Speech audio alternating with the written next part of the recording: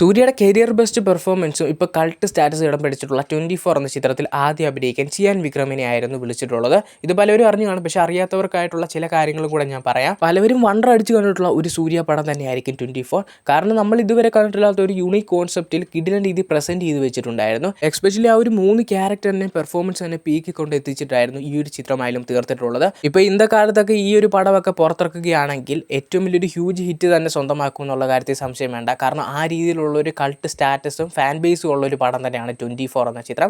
ഈ ഒരു ചിത്രത്തിൽ ആദ്യം അഭിനയിക്കാൻ ചിയാൻ വിക്രമിനെ ആയിരുന്നു വിളിച്ചിട്ടുള്ളത്. പുള്ളി ഈ ഒരു ചിത്രത്തിൽ കമ്മിറ്റ് ആവുകയും കഥയൊക്കെ ഇഷ്ടപ്പെടുകയൊക്കെ ചെയ്തിട്ടുണ്ടായിരുന്നു. ഏകദേശം 7-8 ദിവസത്തോളം പുള്ളി ഈ ഒരു ചിത്രത്തിൽ അഭിനയിക്കുകയും ചെയ്തിട്ടുണ്ടായിരുന്നു. പിന്നെ എന്തൊക്കെയോ ഒരു അഭിപ്രായ വ്യത്യാസങ്ങളൊക്കെ മൂലം പിന്നീട് ചിയാൻ വിക്രം ഈ ഒരു ചിത്രത്തിൽ നിന്ന് മാറുകയായിരുന്നു. പിന്നീട് സൂര്യയാണ് ഈ ഒരു ചിത്രത്തിൽ നായകനെത്തിയിട്ടുള്ളത്. ചിയാൻ വിക്രം ആയാലും പെർഫോമൻസ് വൈസ് നമുക്കറിയാമല്ലോ, പുള്ളിയുടെ പീക്ക് കൊണ്ട് എന്തായാലും എത്തിക്കുന്നുള്ള കാര്യത്തിൽ യാതൊരു സംശയവും വേണ്ട. പുള്ളിക്കായാലും കരിയറിലെ നല്ലൊരു കൾട്ട് സ്റ്റാറ്റസ് ഇടം പിടിക്കേണ്ട ഒരു പടത്തിൽ നിന്നാണ് പുള്ളിയായാലും പിന്മാറിയിട്ടുള്ളത്. എന്തായാലും വലിയൊരു ഹ്യൂജ് സക്സസ് ഒന്നും കിട്ടിയില്ലെങ്കിൽ പോലും അത്യാവശ്യം ഒരു വിജയമൊക്കെ തന്നെയായിരുന്നു ഈ ഒരു ചിത്രം. ചിയാൻ വിക്രം ആയാലും കിട്ടുന്ന രീതി ആ ഒരു ക്യാരക്ടറിനെ ചെയ്ത് തന്നെ. ബട്ട് പേഴ്സണൽ ഫേവറേറ്റ് ആയിട്ട് എനിക്കിപ്പോഴും സൂര്യ തന്നെയാണ് ഒരു ക്യാരക്ടറിൽ ആപ്റ്റ് ആയിട്ട് തോന്നിയിട്ടുള്ളത്. നിങ്ങളുടെ അഭിപ്രായം തീർച്ചയായും കമൻറ്റ് ചെയ്യുക.